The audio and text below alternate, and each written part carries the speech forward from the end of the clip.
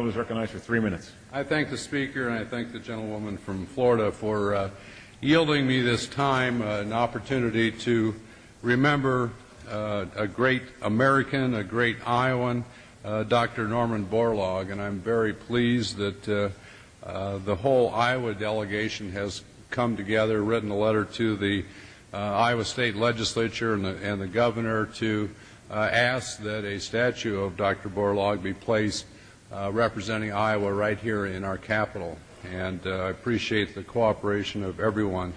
Dr. Borlaug devoted his life to a really historic campaign to save the lives of the world's neediest people throughout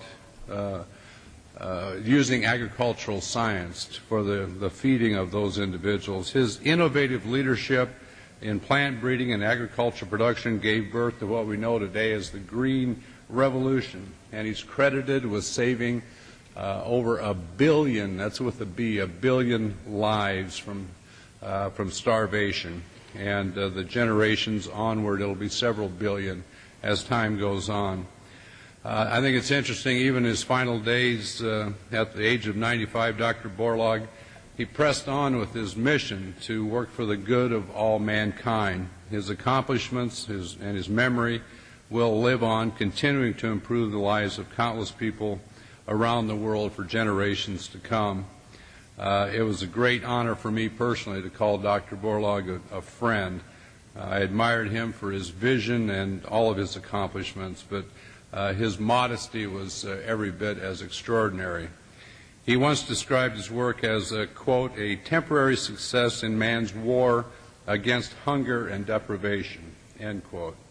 Dr. Norman Borlaug proved that one person can save 1 billion lives with a powerful vision and a pair of hard-working hands, and he will very, very much be missed. I think a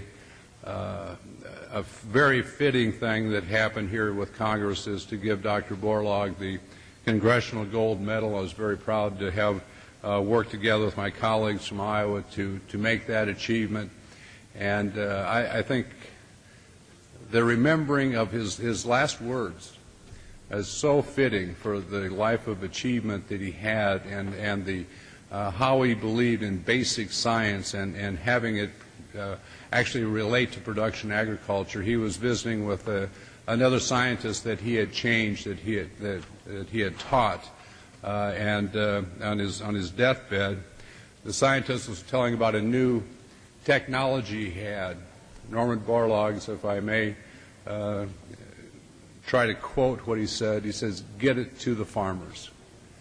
Get it to the people who can actually make use of this technology to feed more people, to make it actually utilized in agriculture today for the feeding, to stamp out this horrible thing we call starvation around the world." And I just, once again, I thank the Speaker, I thank the gentlewoman from Florida for this chance and this opportunity to recognize once again a great American, Dr. Norman Borlaug. And I yield back.